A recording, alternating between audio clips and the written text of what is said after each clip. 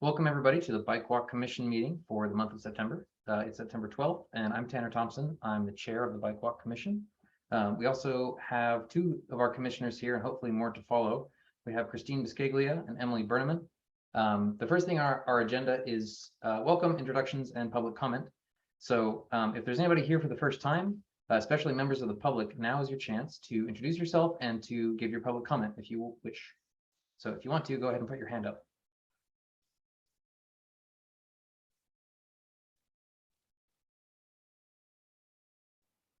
Michael, welcome to our meeting. Go ahead and unmute and introduce yourself and tell us whatever you'd like to tell us. Hi, my name is Michael Maida, a resident at 6 Betts Place over in East Norwalk. And I just had some concerns about crosswalks in our neighborhood, particularly across Seaview at Betts Place, across Osborne Street at Seaview, across East Ave at Seaview, and across First Street at New Street, which is over by Mr. Frosty's, if you know that area. It's very difficult to walk or run in that neighborhood without the crosswalks. People are flying through those stop signs all the time. It's a very crowded area, especially in the summer, especially since the new buildings have gone up in South Norwalk, and a lot of people are walking over this way past Betts Park and over into that little East Norwalk neighborhood. And I was just hoping that the city could get some painted crosswalks in that area. And my other concern is that a stop sign is needed at the corner of Betts Place and Betts Place up from Seaview. There's no stop sign there. And again, people just fly through that intersection because there's no stop sign there. And those are my concerns. Well, thanks, Michael, for coming to our meeting and for voicing those. For the record, Michael also emailed me, and so we've got those in writing as well, and I forwarded them to Greg. Greg is representing the Department of Transportation, Mobility, and Parking, which is the department that we mostly liaise with at the city. So, Greg, if you like, I'll let you address these now, or when, because you have a big agenda item later on. If you want to do it then, it's up to you, Tanner. Whatever works better for you for your schedule. Yeah, why don't you go ahead and address the Seaview Ave project and anything else that relates to Michael's comments. Okay, yeah. So for there's a free Michael. Thank you for bringing those forward and those concerns. We appreciate that. So for those who do remember, I know Judd and Colin, a few years back, there was some concerns on Seaview Avenue, especially where the bike lane terminated just by East Avenue, and how we can improve the corridor in general. So, a few years ago, once, the concerns were brought to the city and, we had some discussions about that, the city brought a project forward, kind of the entire corridor, which needs to be redone. So we kind of started looking at it, not only at individual intersections, but also for the entire corridor from First Street all the way to 4 Point Street. We definitely see a lack of pedestrian access and accessibility and connectivity, especially to Sono, and which is a major corridor, and it is part of the on-street portion of the NRVT. So we did identify that, and we of course appreciate the commission when we had those discussions a few years back, and we kind of at this point now we're looking now we planned out to hire one of our on-call consultants, which is VHB at this point. They came in with a low bid for our on-call contracts to look at conceptual designs to redoing the entire corridor and basically implementing a full complete streets redesign from 4 Point Street all the way to New Street. Last year, DPW did upgrade a lot of the ramps and sidewalks along First Street, specifically around Cove Avenue. And then basically we're going to look at, we're going to have the consultant now look at the rest of the corridor along Seaview Avenue and how to improve that connectivity and do a lot of data collection, also kind of handle a lot of the public outreach as well, you know, as we entail kind of a full complete streets redesign for the corridor. And there's a capital budget has allocated funds for the conceptual designs for this project as well. So the city and VHB will be meeting with first the corridor business owners along the area to set up just some, hear some input from them. And then after that, we'll also have 2 public input meetings as well, which will, the first one will hear input from the public. And then the second one will show some conceptual designs, and VHB will hear comments back from the public. So Michael, your concerns, absolutely. There are a lack of crosswalks there at all those intersections. The radiuses are far too wide. East Avenue having 2 turn lanes, for a low volume street as well.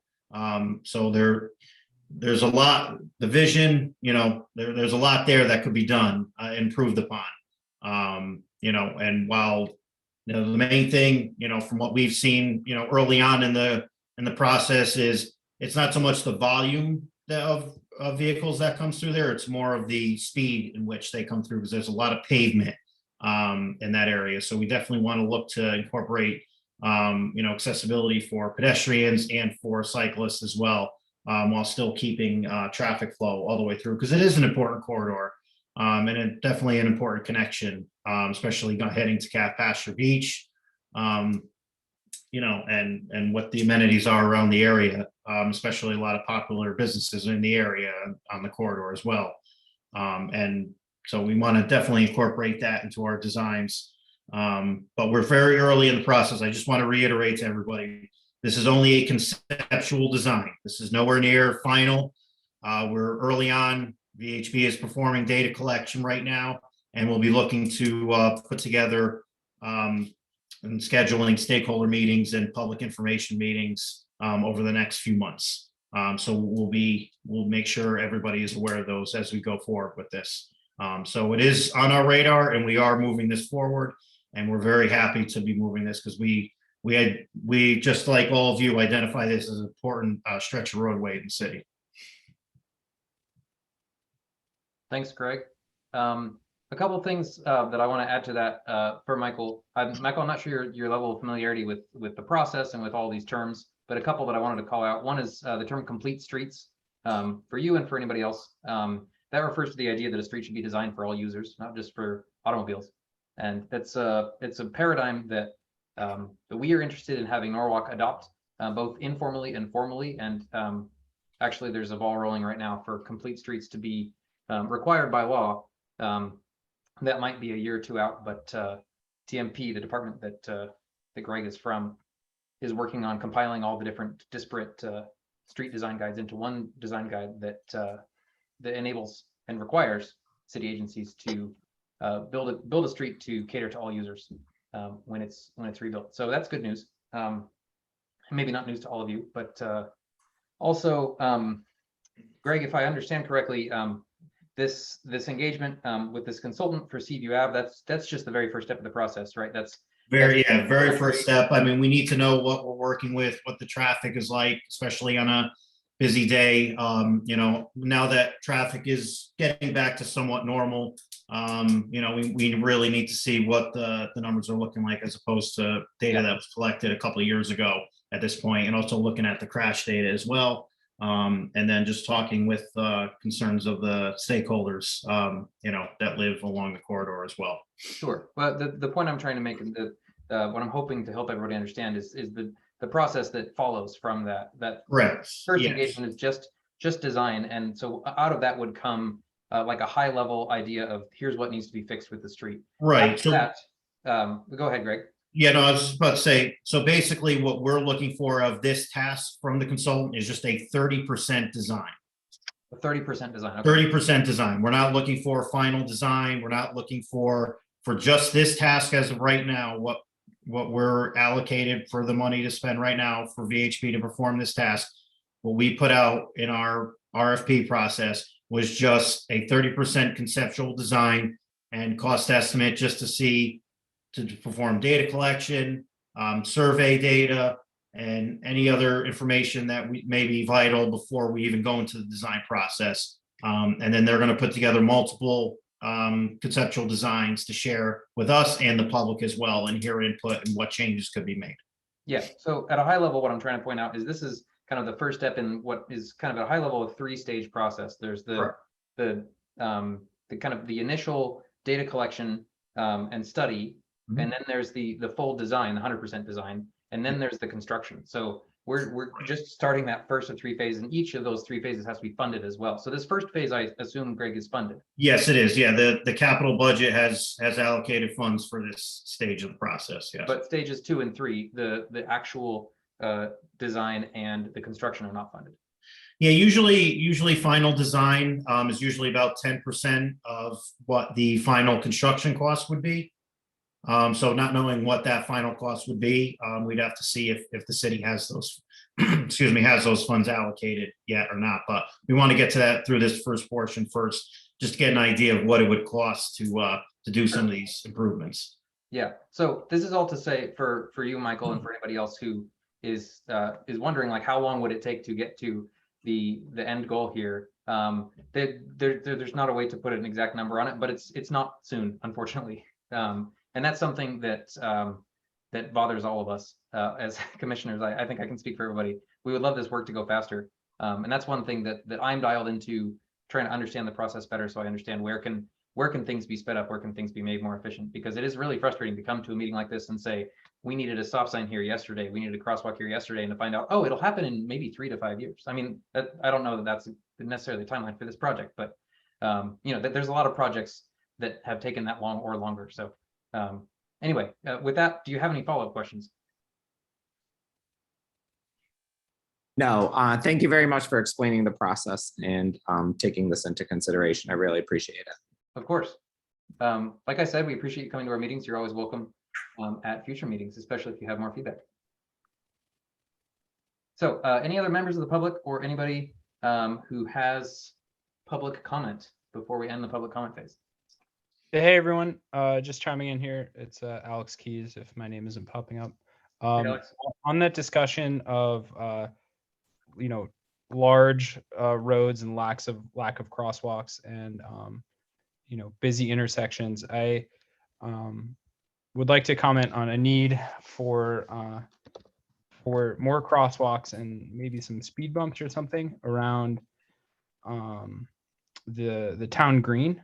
Every time I ride my bike or walk or drive, I see groups of people, usually families, visiting the green and then wanting to cross the street for whatever reason and needing to do like a quick walk/run across East Avenue because it's pretty busy road, and there really aren't any crosswalks between the intersection of East Wall Street and East Avenue and all the way over to Park Hill, even though there's a lot of buildings and businesses on the other side of East Avenue across the green. It's a very busy area, and I see a lot of people walking and using the beautiful town green and walking into East Wall Street. But as soon as you come across East Avenue, it's very busy and doesn't ever feel very safe using that road as a pedestrian or a bicycle user. I think it would be great to see some more consideration for, especially too with St. Paul's and the Green there. There's a lot of older people and families trying to go to church or use the town green, and having such a busy street directly abutting that property, I think is creates, I think, a lot of stress in that space. Thanks, Alex. This has definitely been raised before. There's a group actually who has been kind of consistently advocating for walkability around the green for the last few years, and Audrey, who's got her hand up, is one of them. Audrey, though, I think I saw Ben's hand go up first, so I'll let Ben go, and then Audrey, and then Greg, if you want to comment with any developments from TNP on that front. So Ben, go ahead. Yeah, I'll just second Alex. I cross the I use the crosswalk at Park Hill pretty much every day to get to work on my bike, and I do appreciate the RFBBs. If we didn't have those, I think that crossing would be like completely impossible. But even with them, I frequently do you mind defining that for people who aren't familiar? Oh yeah. Oh boy, I'm gonna forget the actual words, but it's the button you press, and there's little rectangular blinking lights that show up on the signs for drivers to stop for pedestrians. And it's just kind of an at-will thing that pedestrians can turn on. But even with those in place, I do frequently get ignored by multiple cars, and I kind of gotta stick myself into the first lane and then just hope that everyone else sees me at that point and decides to stop, which is usually what happens. But it's kind of sketchy, just because everyone's flying so fast down that corridor. Thanks, Ben. Greg, were you going to come through with the definition there? Yeah, it's rectangular rapid flashing beacon, so RRFB to be specific. Thank Oh, you. I didn't even have it right. My No, bad. it's okay. We know what you meant. So go ahead, Audrey. Yeah, isn't that a hawk? Also, isn't that No, another? the hawk is an overhead signal. That's what. So it's basically like that's it's yeah. basically a traffic signal for pedestrians, so vehicles have to come to a stop, where the flashing beacons, yes, they have to stop, but that, the overhead hawk system is much more safer than RFB. And Isn't much, that Right. what's that? Isn't that what we have crossing East Avenue to St. Paul's Place? Isn't that a hawk? No, that's an RFB. Oh, it is. Okay. Yeah.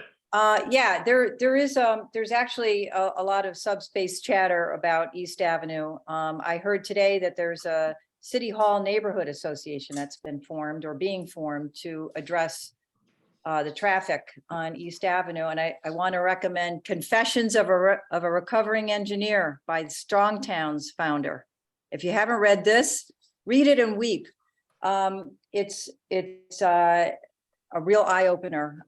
East Avenue is a strode, essentially. It's trying to be both a road and a street. So we've got some issues. No, I'm just saying that that's been a topic of conversation for a long time on Park Street. On the other side of the green by the First Congregational Church, there's the Saturday Farmers Market. Drivers do not pay any attention or don't know that there's a farmer's market. And there's been a lot of, I almost got hit the other day by a friend who was going to the farmer's market. So that street, we had asked to have it slowed down. So there are problems all around the town green, and we know about them, and let's see what we can do to mitigate that. Thanks, Audrey. Just quick for clarification, since I have pictures of both, to resolve the ambiguity. Here at East Avenue and Park Hill Ave, the intersection that Ben was talking about, this is the RRFP, the rectangular rapid flashing beacon. Flashing beacon, yeah. There we go. And so that's off to the side here, and it's triggered by the pedestrian. Here's a picture, not from Norwalk, but this is the hawk.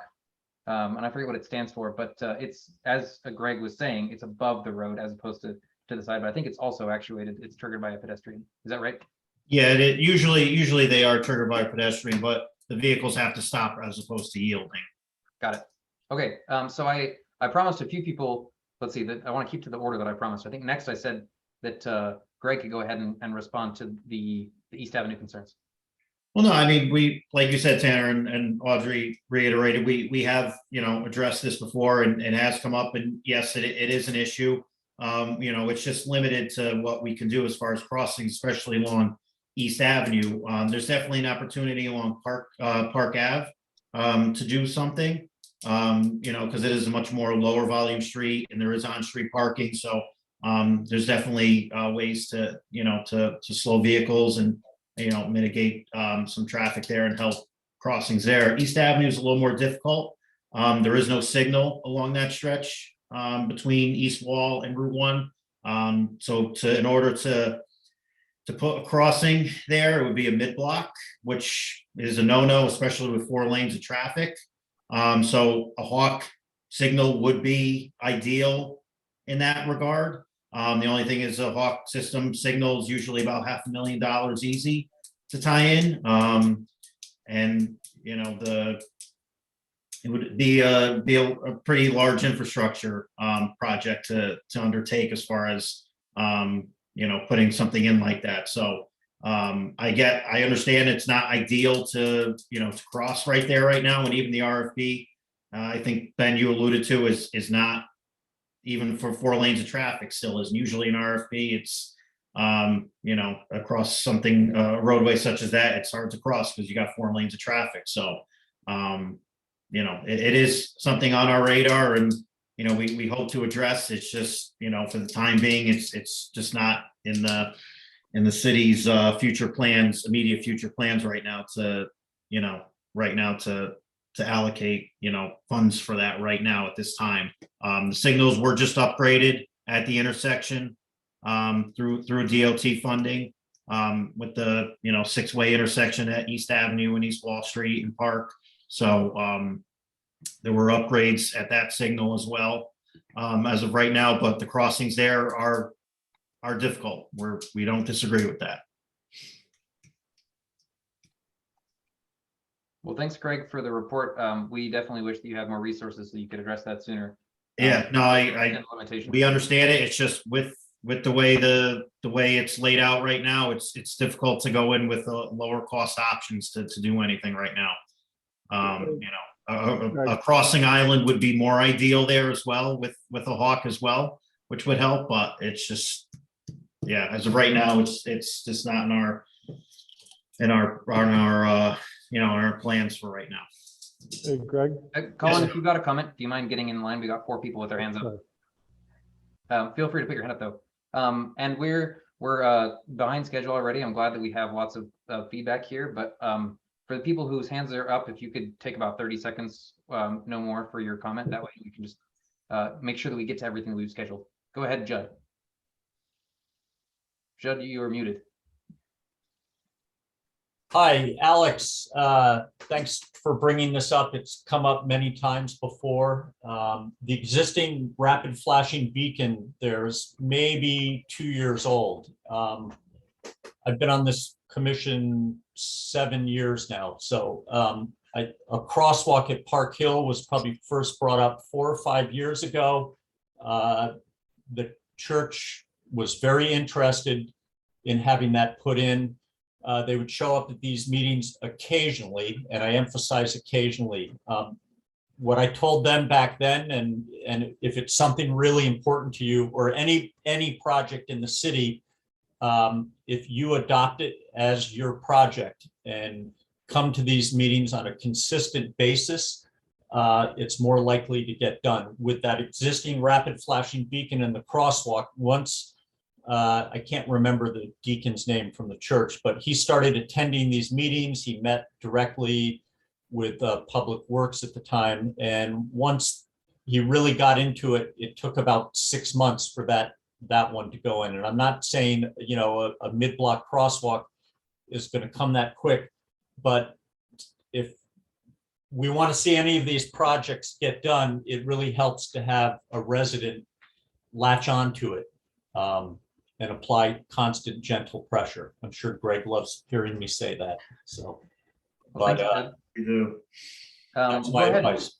Go So, ahead, Paul. I think Paul was next. Yeah. Hey guys, can you hear me? Yes, go ahead. I'm sure we have in the past, but I would encourage us to get the PD liaison or the chief of police or whoever does traffic enforcement. I think they'd be a good person to try to ask to come down and not come down, but obviously join the Zoom meeting every month. Because Yeah, it'd be good for them to hear the issues that people are experiencing when they're biking and walking. Yeah. Also, I I have a. but go ahead. Go ahead. Also, it might be good to have them go out with like the city engineer or maybe this group here and actually do a bike audit and experience the what's going on at street level firsthand, not being in a vehicle. Thanks. Tanner, if I could just jump in real quick, Paul, I mean, we see the issue. We have identified it. We know especially around the green, and this has come up many of times before. And, it's, just in the shorter term, it's just difficult to implement any changes as of right now. We're going to do everything we can. We're looking at Park Street right now to upgrade that, especially with crossings, but East Avenue in the short term is rather difficult to improve that, that stretch of roadway right there. But it is on the list. It's just in the short term. Oh, I understand the length of how long projects takes, but I was thinking more from an enforcement, because obviously we're not going to get these infrastructure bills right away. Right. So maybe we got to start getting some enforcement in there for the time being. Paul, I can address that. We do have a member of the police department that is a non-voting member of our commission, Sergeant Sophia Golino, who's from the community policing division. In fact, she is now the entirety of the community policing division.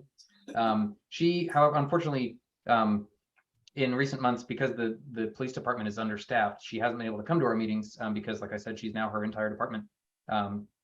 So I've asked her what level of involvement she can have, and it's just very little. And that I've heard that from other parts of the police department as well. So unfortunately, at least in recent months, it's been very hard to get bandwidth with the police department.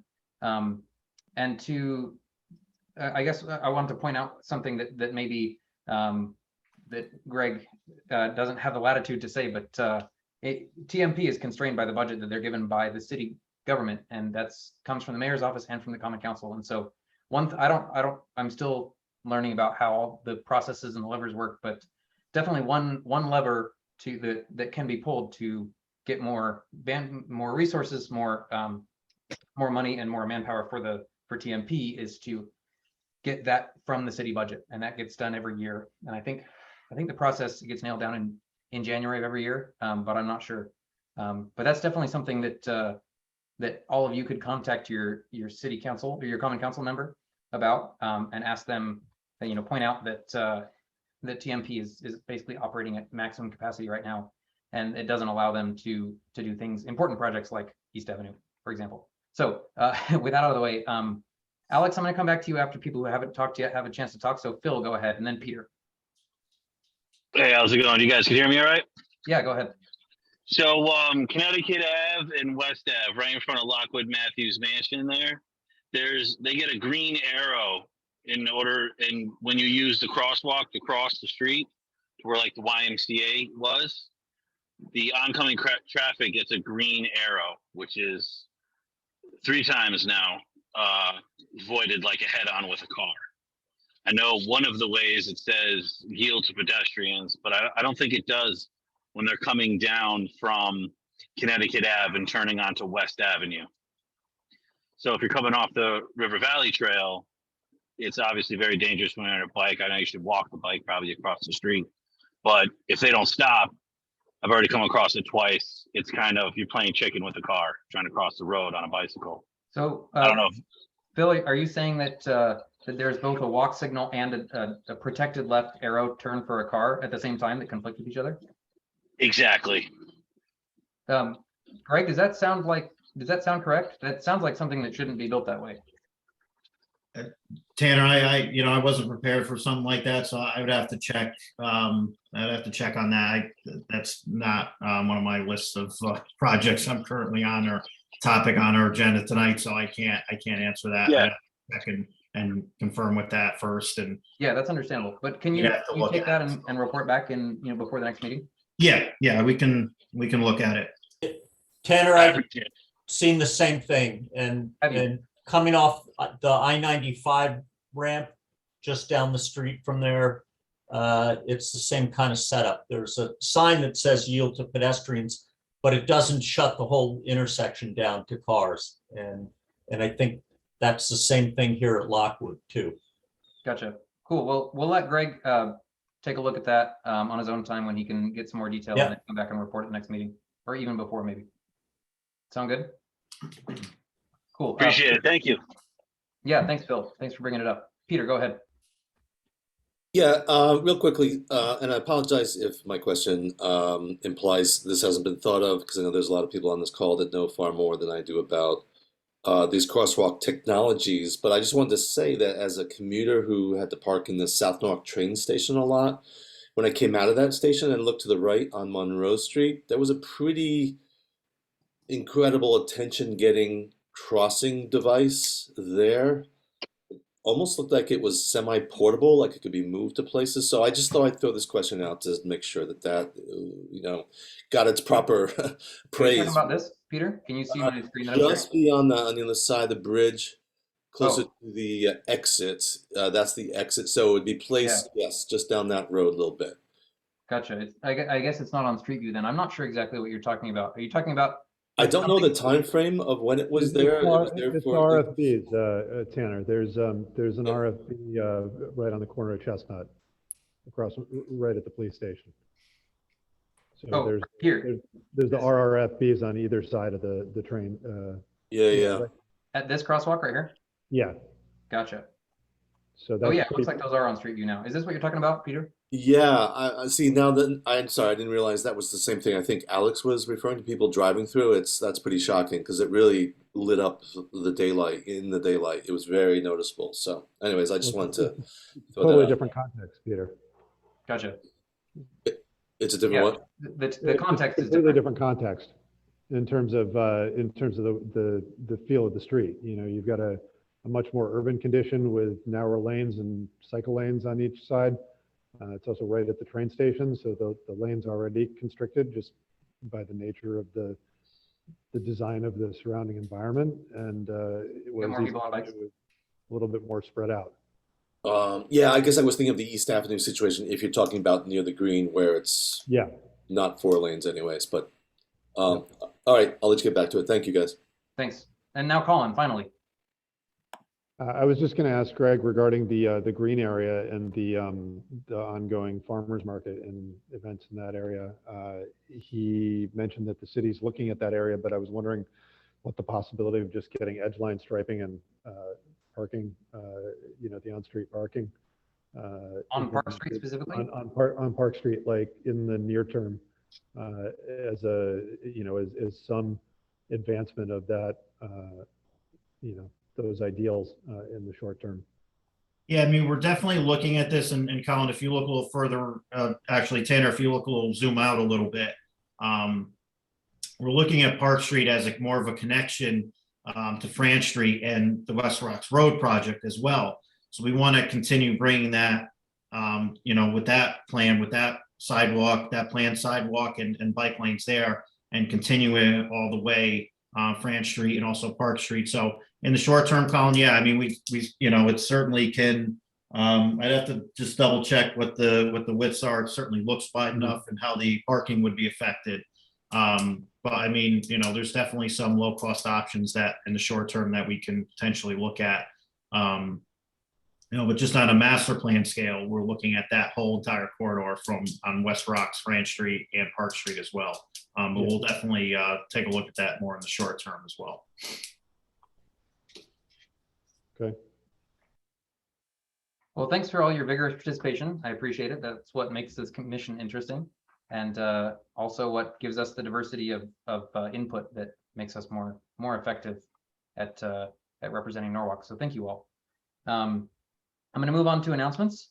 We've got 2 events coming up. One that's an official commission event, and one that's a community event that relates to what we're doing here. The Norwalk Night Out is an event that's put on by the police department, and they actually close the 2 streets that are in front of the police department there, 1 block of South Main and 1 block of Monroe, in front of the police department. They close that to cars and open it up to humans for booths, for people to interact with each other, and for community organizations, especially the police department, to interact with the public. So we're going to have a booth there. I filled out the application and the police department confirmed that we have a booth. So any and all of you are invited and encouraged to come and help staff the booth and talk to members of the public. This is great not only to educate people about walking and biking and their benefits and how to do them safely, but also to hear feedback from the community like we do at these meetings, and to understand what normal people who don't think about this all the time, like maybe some of you do and like I do, how they are viewing their own experiences of getting around Norwalk on foot, on bike, on public transit, etc. So I would encourage you all to come out. A couple of you have committed. Sherry, thank you. Sherry has already committed to be there. So thank you, Sherry. I think, if I'm not mistaken, it's like 5:30 to 7, plus or minus half an hour, in the evening on the 27th of September, which is a Tuesday, I believe. So if you can, please plan to be there. We ordered a bunch of swag. We used a good chunk of our yearly budget to order a bunch of swag. We've got helmets. They're coming. We hope that they're here on time. We got helmets, we've got water bottles, we've got bags, and then we've got some printed materials that we're going to give out to people. So if you can come, please do come. Any questions about that? Excellent. The other one is an event that I've put together. Like I said, this is not an official Bike Walk Commission event, but it's a happy hour for anybody like yourselves interested in biking or walking or public transit, any form of transportation that's more sustainable than driving.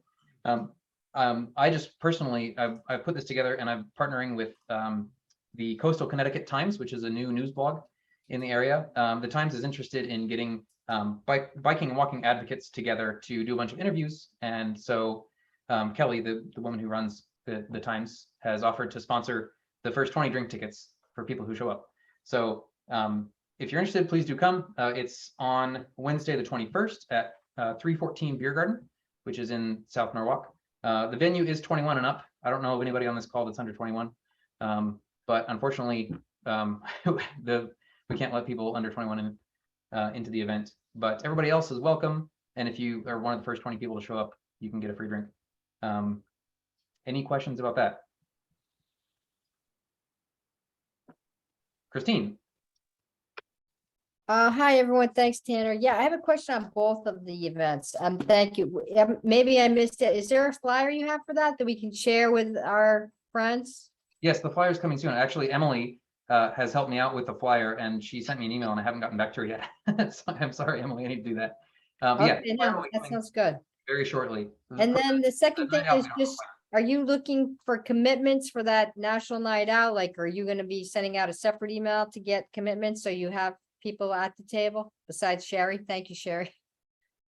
You know what? That's a great idea. I would love to get at least a few commitments, because I would love to not have just 2 people there, although I'm sure that Sherry and I could do it if we needed to, but I would love to have more than just 2 people. So yes, I will send out a follow-up email to everybody that's on the invite list for this call. And I would love to get a few more commitments, maybe 4 or 5 people. That would be great. Thanks, Christine.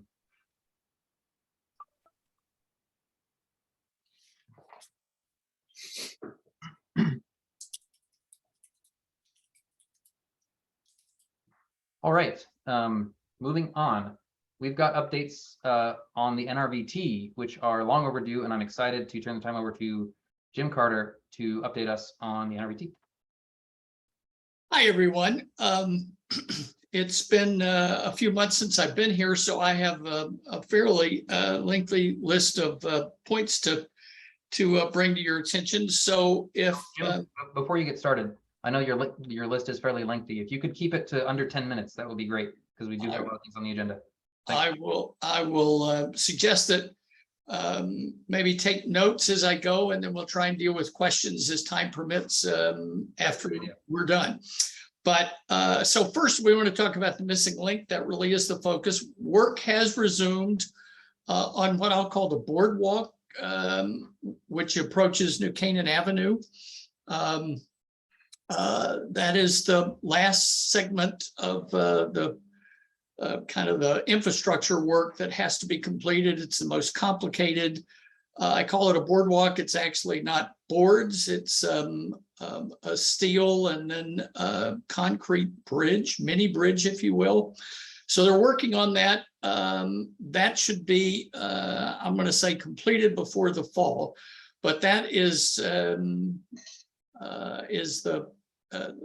gap in the trail that connects from the Eversource section that's completed to the missing link that is nearing completion. So to speak to that,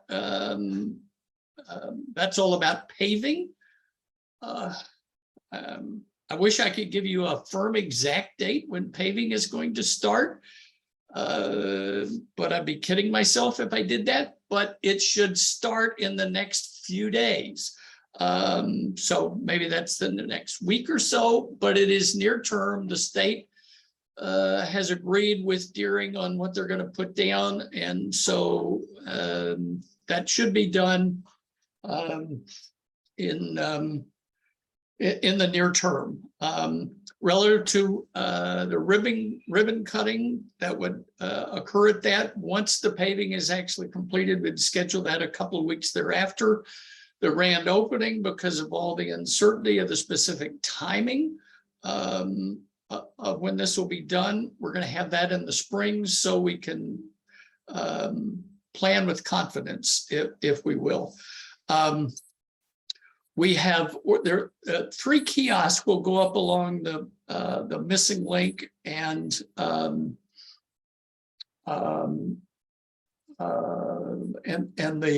Eversource segment. So one will go at the kind of at the center of the map there, right across from the cemetery. That's where the trailhead is. It's a 20-car parking lot next to Casatelli Tile.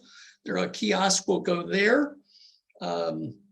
Another kiosk will go up just beyond the power station on the Eversource section. And then a third will go in at the junction of the Harbor Loop Trail at 40 Cross Street. So those kiosks are in place because we're getting tight on weather. The plan is to put the Eversource kiosk and the Harbor Link Trail Junction kiosk in the spring, but we want to put up the Riverside kiosk to hopefully coincide with the ribbon cutting. And so we could do that there at the trailhead with the kiosk. Maps, it's a 4x6 panel on the kiosk. So there'll be large maps and room for communication and information about special events and that sort of thing that we will share with the community and the Norwalk River Watershed Association.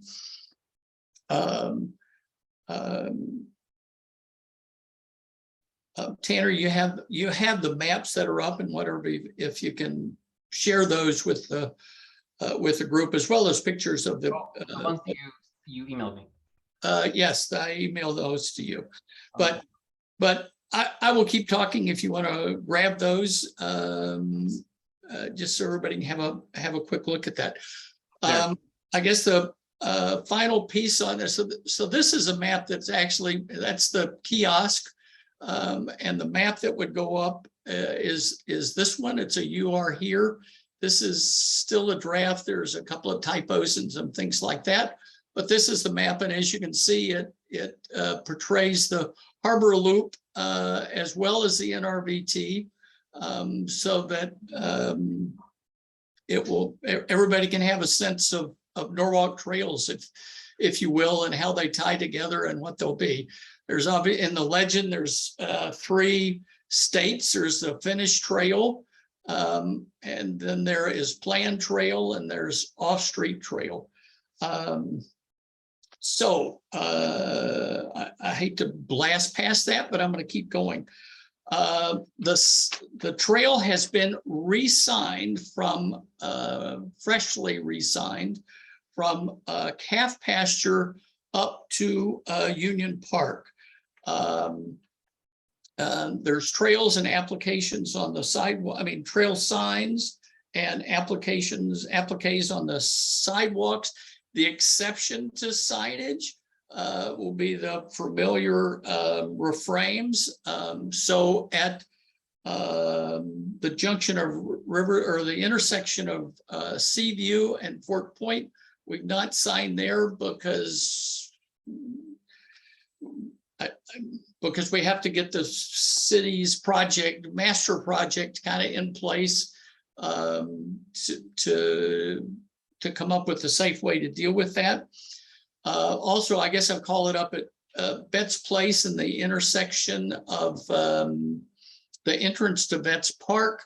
I guess our short-term desire would be to have people cross and go through the park rather than down through Seaview and Fort Point. But we need a crosswalk there. And that's also, as we've discovered earlier in the evening, that's a project in its own right. So we don't have signage there. And up at the Rotary at Roger Ludlow, the signage there is also not complete. Again, waiting the city masterpiece.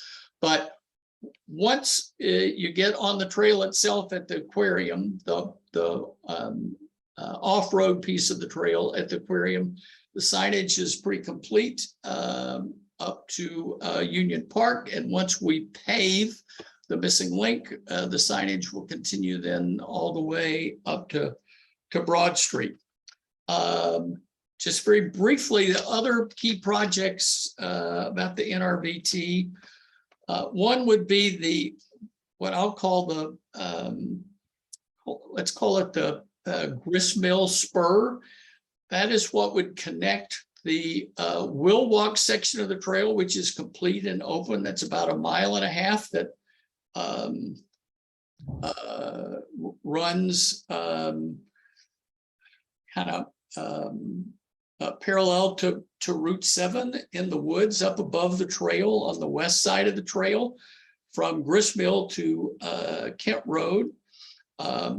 So this spur would connect through Gristmill, underneath Gristmill and up to Glover, and would then go down the complete street of Glover to Main. Obviously, the desire is that something needs to be done about Main Street, but we'll save that for another discussion. So we have been talking with some major donors for that section, and BLT for that matter. And we are putting together a group, and our desire is to have a public-private partnership to construct that section of the trail.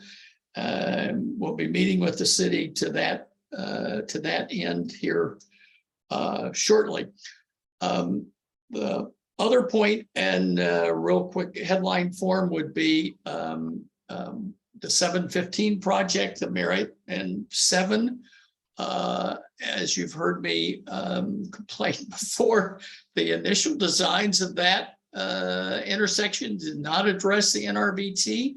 And so therefore the Merritt Parkway was going to be a permanent block. We met with the state, we met with Stantec, who's the design team, let's call it, for that. We have identified a route through the new interchange. And we have commissioned a design and feasibility study for that. It looks encouraging that we can be accommodated, but of course that's still off in the future. But an important thing is to do the planning while it's still in the planning instead of after the fact. So we're hopefully out in front of this one, and that's going to take care of us. The last little piece of news before a few questions is the Harbor Loop, which is not exactly the NRVT, at 40 Cross Street. The bids have gone out for that. They've come back, they're acceptable. I think that will be before City Council, like the next meeting. And all that looks good, and it's likely to get done this fall as well. So that would have that section of the Harbor Loop and the NRVT missing link there all getting opened this fall. And we'd actually have an intersection of trails in Norwalk. How special would that be? So those are my very quick headlines. I'll field any questions to the extent Tanner will let you have the time. Yeah, so we're at about 12 minutes already, so I'll let one or two questions. Sherry, your hand's up. Is that left over, or do you have a question? Hi. Yeah, thank you. My questions are addressing the area along Riverside Avenue. We are so happy we're moving into townhouses right across from the trail. And that's great because we're big walkers. But I had some questions. You mentioned something about parking. Where is parking now? There's no parking now. I mean, the trail there isn't open yet. People are walking on the trail though. Well, I realize that. That just shows the demand that we have. But the parking lot will get paved. The parking lot is next to Casatelli Tile. That parking lot there, I think it's. Oh yeah, farther down. Yeah, it's where they are. Food truck used to be. No, it's next to Casatelli Tile, literally next. Which was to a lot that Casatelli a Tile. food truck was on for a lot, years. Could be. Yeah. But next to Casatelli Tile is the trailhead parking lot. It's 20 cars. And that's where parking will be. It will be paved. Yep, that's where those weeds are now, is where the parking lot is now. It's already curved and in place, but it's not paved. I should say that a quick add-on is that the Norwalk Tree Alliance has been working with us, and they're going to be planting some trees in that area that we're working with them on, potentially up to 20 trees with some natives and some flowering trees, and that's gonna be a nice addition. Yeah. And then you said the signage is going up when? Because it's not officially open, but people are walking on it. And my husband and I were concerned because one day, and I know that area is not developed yet, but someone fell going down the little hill to get onto the trail over by Eversource. And I mean, I was concerned because I thought they were seriously hurt because they didn't get up right away. And, but she was okay. And she didn't want to mention it or anything, but I just wanted to mention that, the quicker that can get taken care of, the better, since people are walking on the trail. All I can say. And I know you don't have a lot of control over much of this, and you're doing the best you can. Quicker the better is a big idea. I like it a lot. The signs will go up once the paving is done. The paving machines didn't want the signs post in the way while they were doing their work. So. Yeah. Because I think part of the problem is, and it will all fall into places, people don't know where to get on the trail. So they're going like from all different directions in all different ways. And maybe some of it might not be the safest way to enter. Hopefully that will resolve itself soon. Yeah. All right. Emily's also got her hand up. Go ahead, Emily. I have a very quick question. I know the NRVT is planning an event on October 22nd called the Mutt Strut. That's going to be hosted across Norwalk, Wilton, and Ridgefield. Do you anticipate this project being completed before then? I know it's a fundraising event, so it may not. Well, the answer is I would hope it would be finished by then. But I've said that so many times that my nose is very long. But the Mutt Strut itself is not going to take place on the part that's under construction now. It'll be down at Oyster Shell Park in that area. Okay, thank you. At a high level, Jim, correct me if I'm wrong, but people like Jim don't have a whole lot of control over how fast this goes. The board, the Friends of the NRVT, which Jim is on, is a facilitator and a fundraiser mostly, and the actual project is being funded by, at least this part of the project is, the construction is being paid for by the city and then done by a consultant that the city is paying. And so Jim is like 3 levels removed from the people actually doing the work. So yes, in places other than Norwalk, we, meaning the NRVT, build a trail. In Norwalk, we've been fortunate in getting state grants that go through the city. And so the city lets the contract, the state governs the contract, and the contractor does his own thing. So yes, it's incredibly frustrating, and I will be politically correct and be quiet. And then the contractor is beholden to the asphalt plants, right? That was one of the big sources of delay. So yes, the big asphalt delay is who knew? There are 3 grades of asphalt, and one of the grades is the least environmentally offensive, and that's what the state required, perhaps appropriately, for this trail. But the asphalt plant has essentially no demand for that kind of asphalt, and so they're taking their sweet time about giving it to us. So,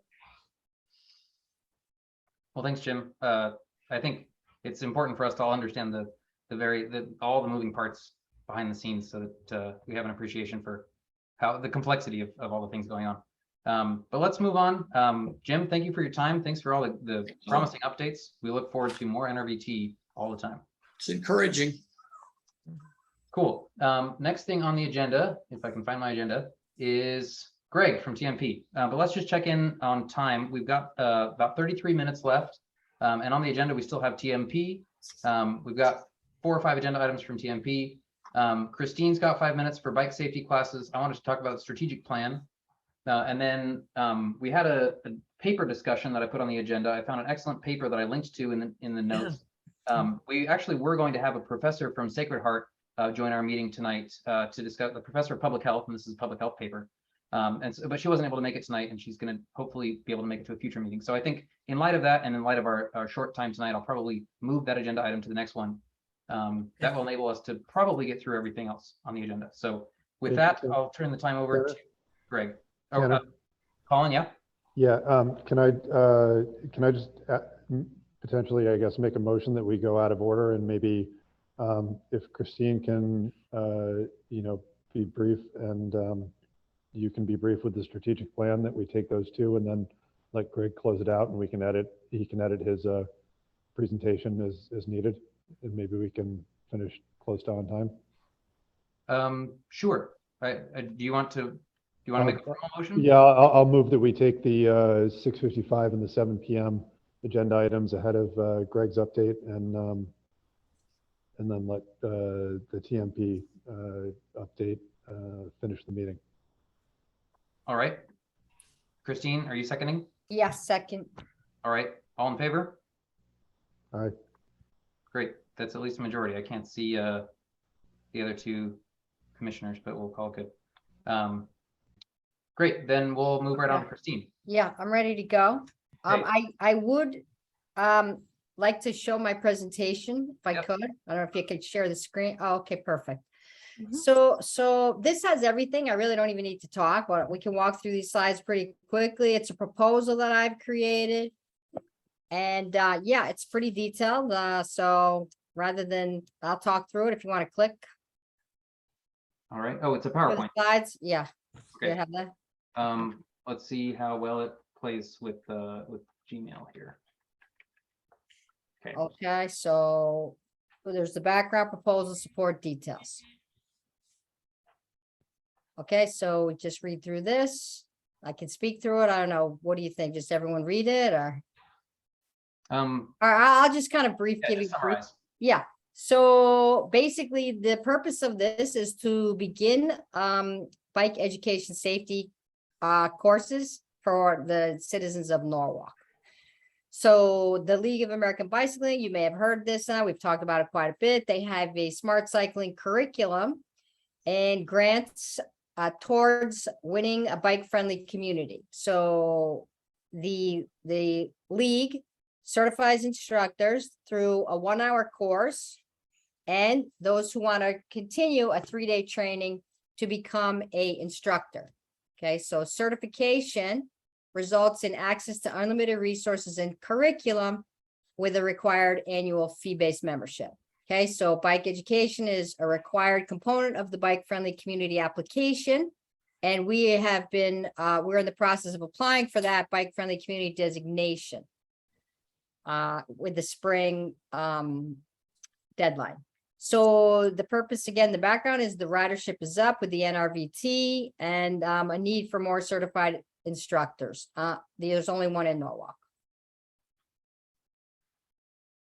So the proposal would be, who would these bike education safety classes be targeted for? So in the beginning, it would be commissioners, city officials, and stakeholders to create support for future classes and for the work that this commission is doing, creating the infrastructure and everything that we're doing here. So it would be a free 2-day, 3-hour course with 1-hour prep time for the smart cycling class 1 and 2. The public venue, it would be, and these are some suggestions. And this would be piloted Saturday mornings, 10 to 1 o'clock. So it's a 3-hour class, and it would be held for 2 weekends. So a free 2-day, 3-hour course. And then with okay, so details, yeah.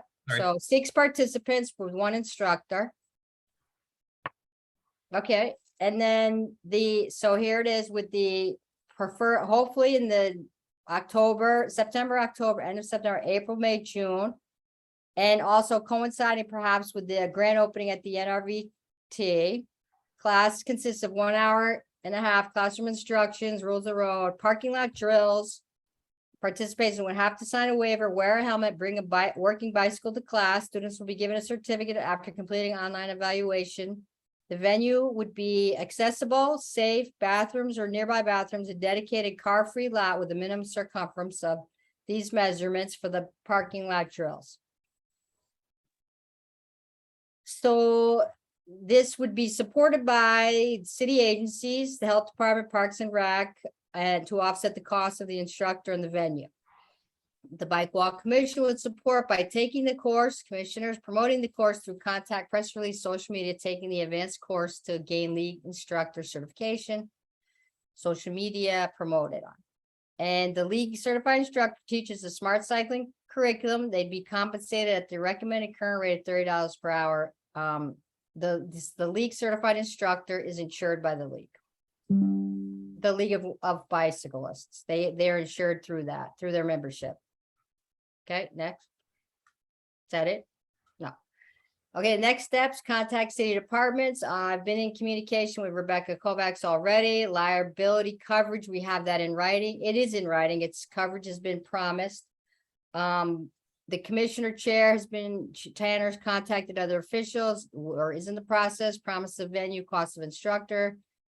Next step, set the calendar, October, create promotional materials, select first 6 participants, choose a volunteer as an instructor assistant for the parking lot drills, and then to promote the course. Is that the last slide? That's the last slide. Oh, okay. So I am the certified instructor. Some of you already know that. So yeah, that's a proposal. So just to clarify a couple of most important points, the goal of this, and at first, you said, right, let's see, right here, you said that you'd be targeting commissioners, people in this meeting, and city officials, other stakeholders, maybe. And if I understand right, the goal of that is to try and activate more people when it comes to cycling. Yes, All right. yes, and to support the work of the commission and to also inspire people to get certified themselves as instructors.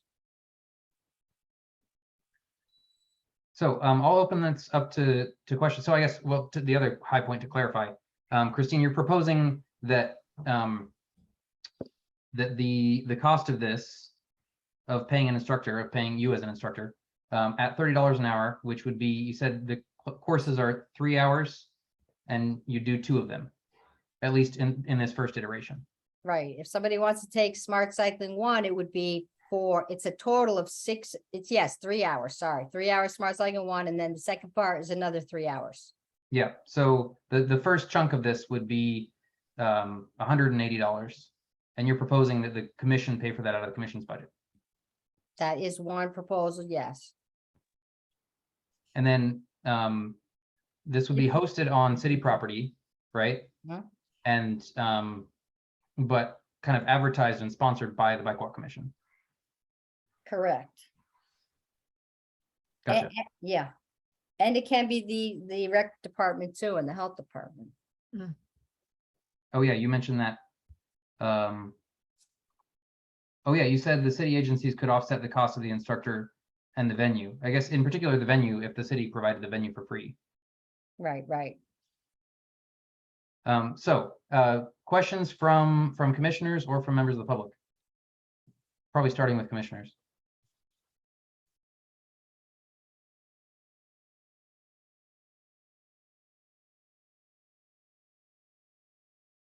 No questions? Judd? Is there any age limit on participants or who can register? Do they have to be like above 18 years old? Right now, yeah, that would be preferred. Okay. I mean, yeah. Because the children require a different level of insurance. And again, this needs to we need to start with kind of a kickoff and getting like the people here engaged and participating, right? So the more support we have, like with common council members or the mayor's office, the more the word's going to spread about this. And it won't just be me as the instructor. Hopefully not, because like, for example, New Haven, it's a great resource for us, and they've had classes for anybody for free right now, but they have many instructors and they continue to train instructors. I got my training through at New Haven. I went through the weekend course there. And they're very accessible to people. Like, for example, I was at an event this weekend at a park, and I could not believe it went into the evening, all the bikes in that park coming to this event. And it was funny because there was no bike racks. People had their bikes chained up to all the benches in the park. I was thinking of the Norwalk, but anyway, they've done a great job up there. And I think we're going to have somebody from them speak at one of our meetings. Judd, you got your hand up? Go ahead. Yeah, Christine, have you talked to anybody at Sound Cyclist about this? Just because you're hoping to get more instructors on board, right? Yes, I have mentioned it before to a couple people with the Sound Cyclists. Nancy?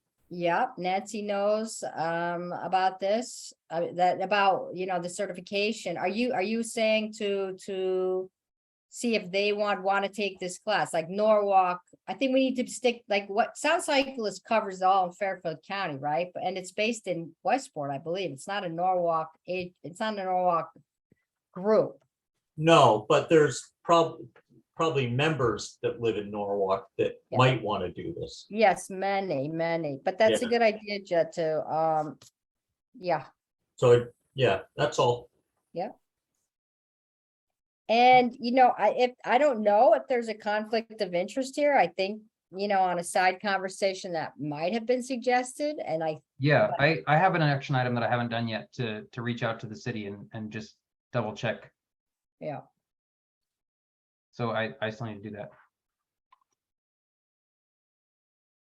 But obviously, September's going away here and October's coming up. But the thing is, these venues like the Cranberry Bunkhouse, it's indoors, but in order for it to be on a weekend, you have to pay somebody to open that venue up. But I wouldn't need, it'd be ideally, yes, to have a computer, a screen, and have the class like that. But they also have outdoor picnic tables and the bathrooms would be open. So that is free. So right now we have that. If I want it, it's already penciled in on the calendar. It's free. Rebecca's told me. So I've got a question for you, Christine. Your goal here is to activate people who have influence, right? People, stakeholders, people on the commission, people for whom getting involved in this would have the most influence. Besides members of the commission, have you talked to anybody who is interested?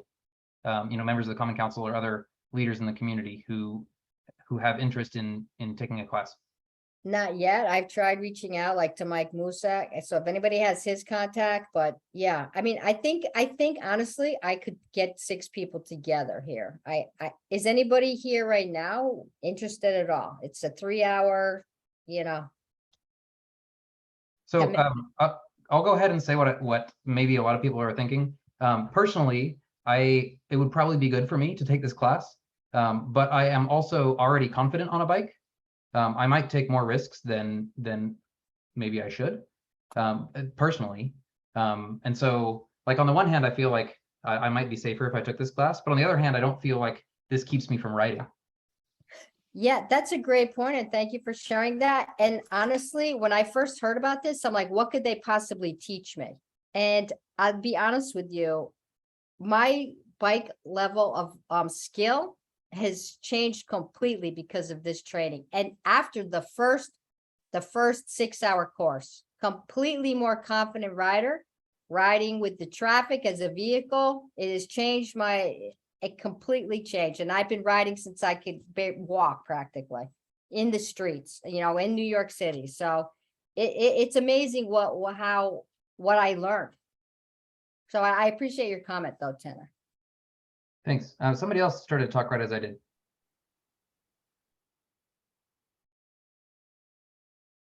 No? Okay. Well, we need to move on to the next agenda item. But I think, Christine, I appreciate you putting together this presentation, and I think Christine did that so that we could take a formal vote on this. So like I said, I Although personally, I'm not sure that I would do this. Although if it actually did happen, I probably would do it. I would love to see more people, especially from outside the commission, people who are leaders in the community who maybe feel to some degree comfortable on a bike, but not as comfortable as they would like to. Somebody who sees this and thinks this would enable me to ride more. I would like to find people like that to put in this course. And I don't know that we found any of those yet, but I think you're probably right that we could find them. Yeah. And so I would support this. I would vote in favor of this for those reasons, but I would like to find those people. Yeah, so one thing I just want to say, so when I was scoping out a place for this, and I'll be quick here, that part of this is the road ride, right? So you're taking people, a group out on the road. And it's amazing the work that the city has done with all the sharrows and the signage and everything to make it safe for cycling right now. I've lived here many, many years, and it's incredible the progress. So that was so nice, like to see that route right by the Cranberry Bunkhouse with all the sharrows and the bike lanes and stuff, that I would think that if a commissioner was, a common council person was out there, they'd be like, wow, like we need more of this. Like, here I am, I'm vulnerable, I'm on the bike, but look at this big wide space I have to ride. Look at the signals for the traffic, to the cars, to alert, there's a cyclist coming up maybe. So, yeah. Thank you. I'm finished. So any last thoughts? I think that I will probably put this, I don't know if I can actually move to vote on this. Remind me, Delene, can I move to vote on anything, or does somebody else have to? I think I can't. I'm sorry, Chairman, what was that? Can I move to vote on anything, or does somebody else have to do it? No, somebody else needs to do that. Gotcha. Okay, so I will entertain a motion to vote on this, but I also entertain a motion to not vote on this and to come back to it maybe when we found more people that are potentially interested. So would somebody like to move?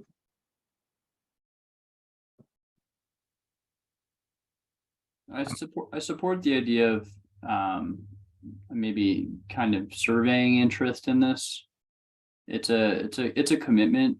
It's not a lot of money, obviously, but just in terms of Commissioner and likely Christine's energy and securing the venue and all of the logistics and timing of it, it seems like it might be better to at least have a list of tentative candidates for this.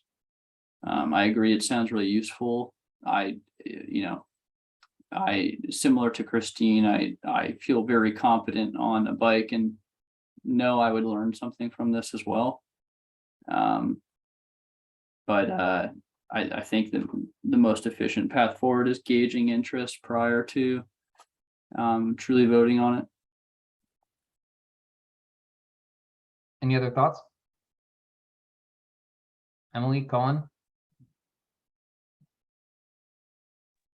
I think that's a good idea. And I also think with our social media newsletter coming out, maybe we can add that. And I'm thinking of a few people offhand that may be good or well suited for this. So yeah, I'm also in favor of that.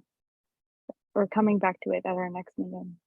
Well, if people could send me some names of people like that they have a relationship with. I know, Tanner, you have quite a few relationships with some people in the city right now, city government.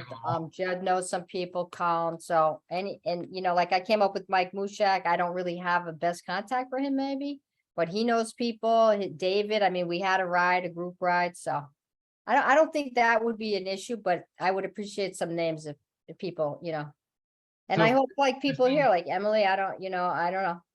I know you've talked about riding before, so.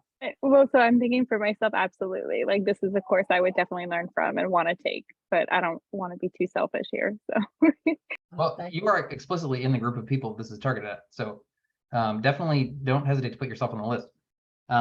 Christine, not to plug my own event too much, but I think that if we can get this happy hour off of the ground, a lot of people there, especially people that are there from the city government, whether that's common council members or city employees or the like, that would probably be a really great venue to test the waters and just ask people informally if they'd be interested. Okay, so do that because I do plan on coming to that. Thanks, Tanner. Oh, you're muted again. So I am gonna come to that event. So are you suggesting then definitely informal as opposed to like a flyer or a survey, like hand out a paper or just have a chit chat? I'm Yeah, fine. I think because we're targeting, you know, a smaller set of people, Yeah, and a set of people that's more influential and maybe has less bandwidth, I think reaching Okay. out to them informally when you have a chance is probably going to be more effective. all right. I'll wait for the green light too from you regarding the conflict of interest piece. Yeah, I'll need to check on that. But one thing I want to check on before we move on and maybe punt this to next month. If we punt this to next month, though, will that essentially guarantee that we can't do this until the spring? Like, that's one thing I'm worried about. If the city, you know, ponies up and pays for an indoor facility, well, you know, and it's just cool outside, but to teach outside if it's chilly, and people are not gonna want to ride in the chilly weather, you know what I mean? They're just not. I don't like to.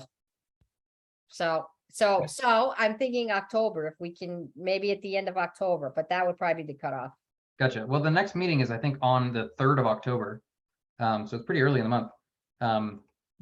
How about this? I think that if we line everything up, you know, if we find some interested people and line everything up before the next meeting and then vote on it in the next meeting, with everything lined up, then you could do it pretty soon after that and it wouldn't be too cold yet. What do you think? Yeah, Phil has his hand up. Yeah, go ahead, Phil. And then Emily, it looked like you were saying something, but your mic was off. So I'll let you go after Phil. Go ahead, Phil. I was gonna say, you know, if you go to like Smart Cycles, go talk to Alex or other vendors that sell bicycles.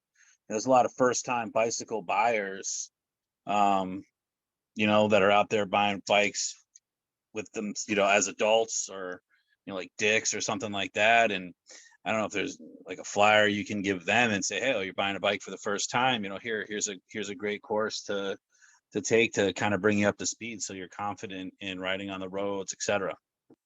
Yeah, thank you. I'm not concerned. Like Alex and I have a good relationship. He knows a little bit about this and my ideas and stuff. It's just kind of getting these other pieces in place. And then, like, you know, if you build it, they will come kind of thing. So I think So yeah. So just because I'm not 100% sure about what kind of schedule you're talking about here to take this course, it's 2 Saturdays for 3 hours. Like 10 to 1, one Saturday, and then the following Saturday, 10 to 1. Or we could do it also 10 to 1 on a Saturday and then 10 to 1 the Sunday. But you know, that could tie up a weekend and people may not like to do that. And someone Okay. could just take the first and not the second part, so they could come for 3 hours, you know, and get a little bit of instruction. And the road ride. The road ride will be both days. And that's at the end of the 3-hour block or after the 3 hours? No, it's part of the 3-hour block. It's at the end of the 2-hour block. Yeah, Phil, I like the idea of trying to reach more people through the bike shops, but what Christine's proposing for this first iteration is more targeted toward like thought leaders, for lack of a better word, you know, influencers in the community. Okay. Yeah, that's not me. All right. I mean, the fact that you're showing up at this meeting makes you more of a thought leader than most. Exactly. So If you do need somebody, I'll be willing to do at least one if it comes down to it. Well, if you're interested, yeah, bring your bike. Well, yes, I'd love to. So Okay. Well, I would love to. I think we've reached kind of a consensus, and so I'd love to move on to the next agenda item, unless somebody feels like we haven't. Great. Then Christine and I will keep trying to put the pieces together so that this that we can do this right. And then if the pieces come together before the next meeting, we can vote on it at the next meeting. So without further ado, the strategic plan. I don't need 10 minutes for this. But before, when Nancy was the chair, for context for people who haven't been here for a while, I've been the chair now for about 16 months, I guess maybe 14 months. And before I was the chair, it was Nancy, and Nancy did a much better job than me of putting together a strategic plan every year that ran July through June. And it had kind of our highest priorities and then some milestones that we wanted to hit, and then the dates that we wanted to hit those milestones. That's something that I'd like to look at putting together again, probably for this the year that we're currently in, the fiscal year July through June. So all I really need right now are volunteers for people who would be interested in drafting that with me. I could draft it on my own, but I'd rather not do stuff on my own. So if people are interested in helping to define the strategy for the upcoming year of the commission, Emily and Ben, thanks for putting your hands up. Judd and Sam. Awesome. Let me write these down.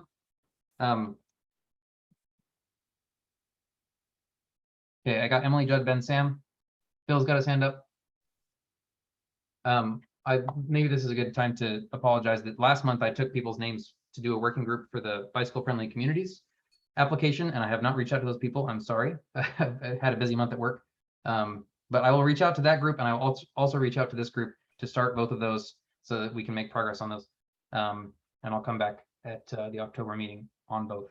So thanks for that. Last on the agenda is, without any further delay, TMP. Go ahead, Greg.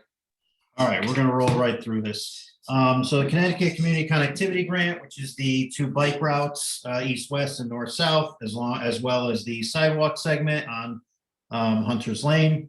We've received a notice to proceed from Connecticut DOT to begin advertising the project for construction. We've already advertised the signage component of the project, which includes about 226 signs over on about 100 signposts. So it's a pretty large sign project, on top of the striping and the sidewalk segment. So we're going to have a contractor install those separately along the 2 bike routes. If you're out on Hunter's Lane, the sidewalk segment between Lancaster and Ponus Ave actually has already been installed, which is a new sidewalk segment, which leads right up to the school right there. It's a concrete curb with asphalt walkway, as we were able to use the current citywide pavement contract to install the sidewalk segment, as they were already mobilized paving the roadway and also putting in sidewalks on the southerly end of Hunter's Lane towards Willow Street. So that sidewalk segment is done. We'll be coordinating with moving forward, we're going to be coordinating with the striping contractor to begin striping the roadways that are ready to be striped. There's a portion of the roadways that are waiting to be milled and paved as of right now. More specifically along 136 between Haviland and East Avenue. The DOT is milling and paving that actually as we speak right now. At least they should be.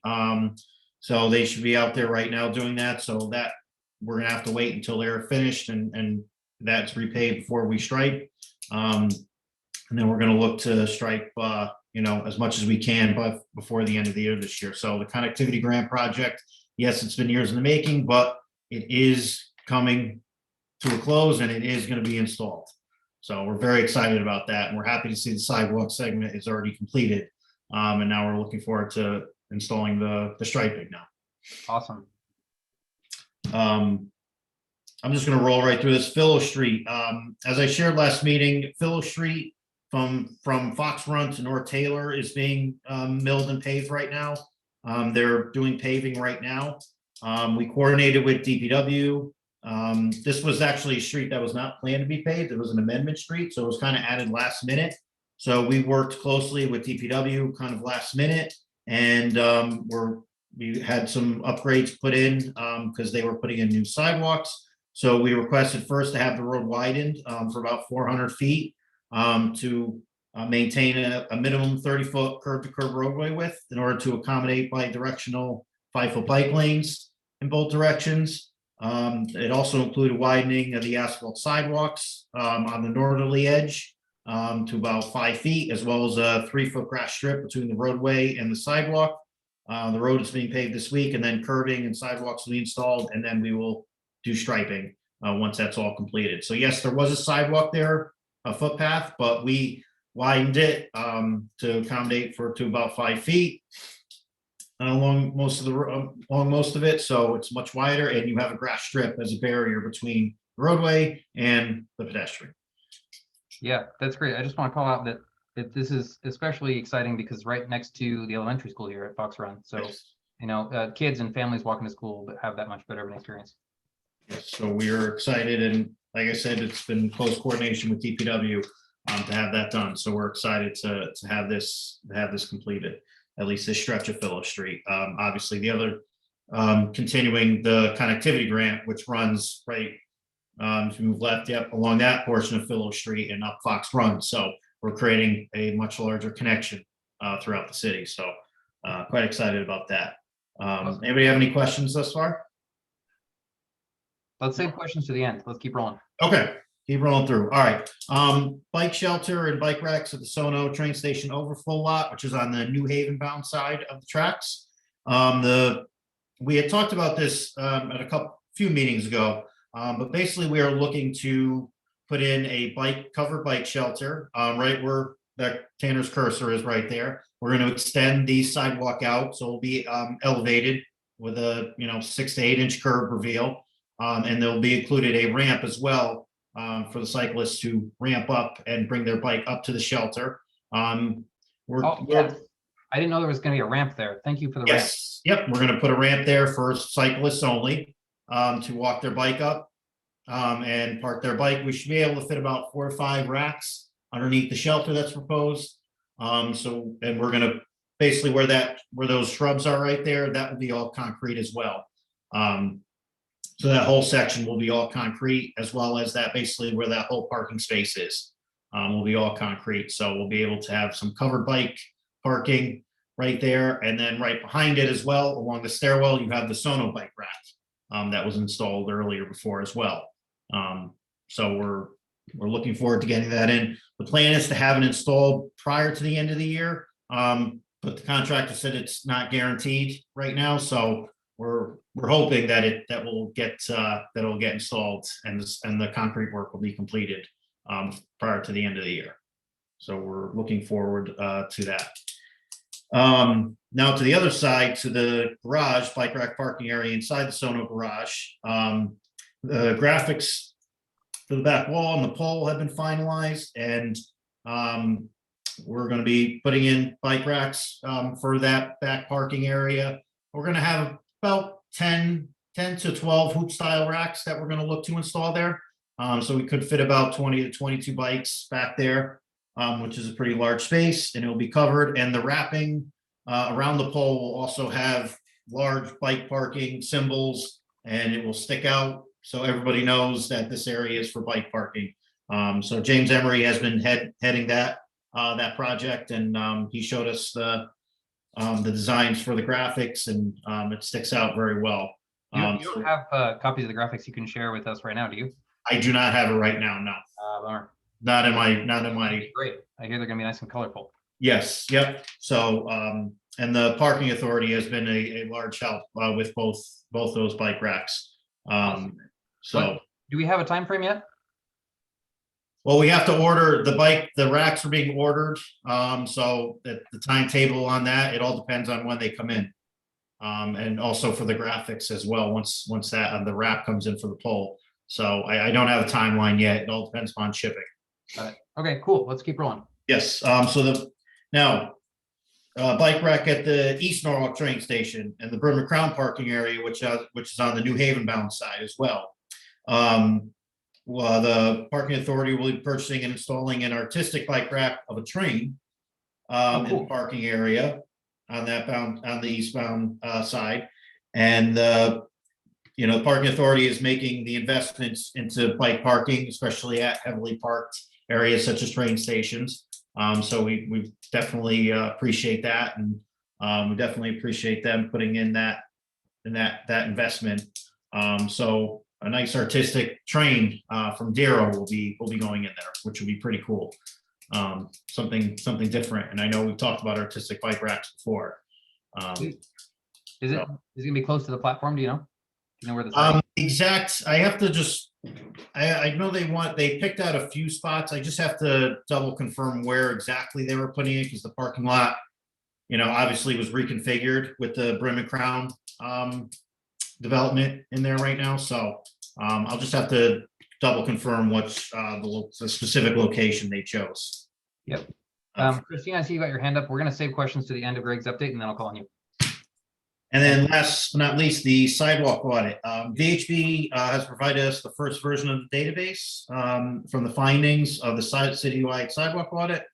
We're currently in the process of reviewing the first deliverable, and we're going to be making some adjustments and some tweaks to the database. But at the moment, we are able to view the results, and we're able to start seeing it visually and looking at a lot of the data that's presented in the database. So this is definitely a large piece for us to definitely help us in the future, provide us instead of just waiting, and we could be a little more proactive instead of reactive to things. And Tanner asked me this question the other day, which was a great question, is what are we going to use this for? So we plan on addressing the findings from the audit we're putting together a bid document right now for concrete services for ADA compliance that will look to address the missing gaps in the sidewalk, as well as the installation of ADA compliant sidewalk ramps. Because just from visually looking at the results, we see there's a lot of missing ADA compliant ramps, and there's a lot of short sidewalk segments. So rather than going out to bid with, one small sidewalk project, we're basically going to put out, a bid advertisement for concrete services to upgrade a sidewalk like that, so we can be more of an on-call contract where it's, hey, we need 100 foot of sidewalk on this street to connect a missing gap. Or we need 4 ADA compliant ramps put in at this intersection. So it definitely will help us once this is finalized and we receive bids, we can really put the sidewalk audit results and address those changes that needs to be made in the investment that needs to be made over a multi-year period to get these deficiencies fixed. So we're currently in the process of creating the bid advertisement right now. And then we'll look to, obviously go through once we get the bid quotes back, then we'll be able to, narrow it and select an awarded bidder. And then from there, we can start addressing some of these efficiencies that have arisen from the sidewalk audit. So we're going to definitely use this to our advantage, in which a lot of cities don't have this luxury of having an audit such as this, which is great, and we're very lucky to have, and we're happy to have it. Thanks. That's it for my update. I just want to underscore that last point. Basically, right now, until this bid goes through, if the city wants to put any sidewalk in anywhere, they have to design it, do the detailed plans, and then they have to put it out to bid and get multiple companies to bid on it. And that's a lengthy process, and that slows down how quickly the city can build new sidewalk. And by doing this, by getting the on-call concrete contract, they can make that a much quicker process. And I think that'll completely change the game for building sidewalks. And Tanner, just to add to that, DPW has their sidewalk contract as well yearly, which refurbishes sidewalks, and they do install new sidewalk segments, but they are limited to the roads that they are paving at the time. So that it's not as, theirs is more of a large scale, where ours is going to be more smaller scale, quick hitter projects such as ramps and short sidewalk segments, maybe raised crosswalks, bike rack, concrete pads, smaller concrete projects such as those. Yeah. Okay, Christine, you had your hand up earlier. Go for it. Okay, thanks. Yeah, and I didn't mean to put it up after you before you finish. Thank you, Greg. Always great. So this is more of a comment, and maybe I'm like clueless, but I took my bike on the train and I got off at the East Norwalk train station on the north, the New Haven side, and I couldn't see a ramp there for somebody in a wheelchair or somebody on a bike. Did I miss something? I didn't see it at all. Is that possible? Something like that, train station wise, that's not our, obviously if there's something that's missing from the platform, definitely something that has to be addressed, but I off the top of my head, I don't know. I don't know, but you talked about a ramp at the South Norwalk train station. Does anybody here know? No, but that's the ramp. So we're building that ramp for the bike parking off, not on the actual platform. This is off on the walkway, walking up to the platform. Is that the ramp there? Thank you. Yeah, so Christine, two Oh, quick it's at the answers for you. very end. Yeah, Okay. to the back end of the platform is the ramp. Okay, thank you, because I was The other- astounded that there wouldn't be something. Thank you. All right, thank The you, other answer for everyone. you though is that this station is being rebuilt as part of the Walk Bridge project, Right, right. but that'll be a few years still. Yep, But there is a thanks. ramp right now. Okay, we got questions from Ben and then from Colin. Go ahead, Ben. Yeah, two quick questions. One, I was wondering if the new racks at the Sono station are going to have any sort of like security cameras, like trained on the racks. And then my other question was that I noticed that like a week or two ago, a big section of West Rocks just got repaved, which is super nice.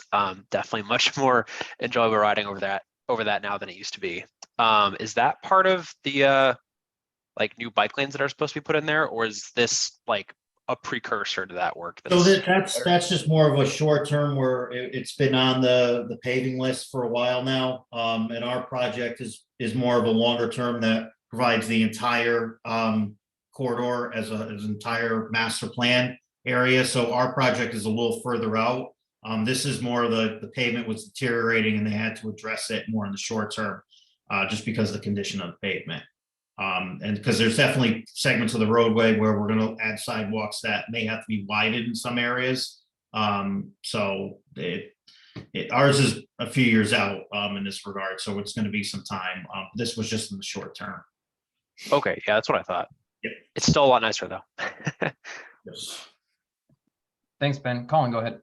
Yeah, I was just going to say thanks for keeping it brief, Greg. It was a great summary and a lot of good progress. And just because Ben asked, and just some clarification, what's the current timeline for the West Rocks grant improvement? Yeah, so I mean, we're ready to advance it. I mean, you know, what we talked about, I don't know if you all remember, but the funds did come from federal, they were federal funds.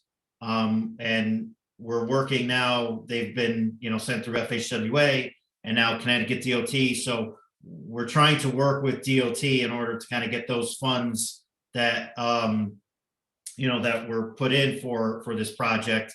And we want to move forward with surveying and conceptual design. We want to start that whole process. And we're just kind of waiting on DOT to kind of get their act together, if you will, because there's been a lot of turnover there. And we've kind of been waiting on them to give us some direction on how we kind of go about with the process of doing this project, because it's the use of federal funds that were, you know, that were part for this project through the congressman. So we're kind of waiting on some guidance from DOT, but we're ready to go and we know what we want to do, you know, as far as advancing the project, but we're just waiting on them to give us a little guidance. Yeah, so for our part, you're expecting it to go quickly, and then it's just figuring out the financial logistics of the grants? Yeah, pretty much. Yeah, it's just a matter of waiting for the money to be given to us to start the process. Order of magnitude, do you think start next year or late next year? I mean, as soon as we have, you know, because we have our on-call consultants that we can put out to begin the design. So I mean, it's just a matter of, you know, getting the money from, you know, from the government at this point, from federal government. So we're, like I said, we're ready to go. We've been contacting them almost nearly every week to try to get some guidance on how we advance this, because it's definitely a priority for us, and definitely part of a larger picture, as we talked about with Park Street before, to make that entire connection there, and make it one solid connection between, you know, not only Route 7 to Route 1, but also into East Avenue. Awesome, thank you. Yeah, thanks, Greg. Thanks, Colin. Anything else that's pressing? It's 7:40, so I'd love to wrap it up and let you all go. But if somebody wants to elongate the meeting, now's the time. Great. Okay, I'll entertain a motion. Oh no, we got to vote on the minutes. That's the last thing on the agenda. So I've got them right here. I linked them in the agenda. I actually read them already, and I gave feedback to Delene that I think she already incorporated into this. And so I approve of this, but I can't move to vote on them. So I'll entertain a motion to approve the minutes. I'll make a motion to approve the minutes. Thanks, I'll Jeff. second it. Great. Thanks, Sam. All in favor? Aye. Great. Thanks, everybody. It looks like it's unanimous. I will now entertain a motion to conclude the meeting. Seconded. Emily put up her hand. Sam seconded. All in favor? Aye. Great. Thanks, everybody, for coming. I'll see you all on October 3rd, our next meeting. Have a good night. Have a great night. Thanks, everybody.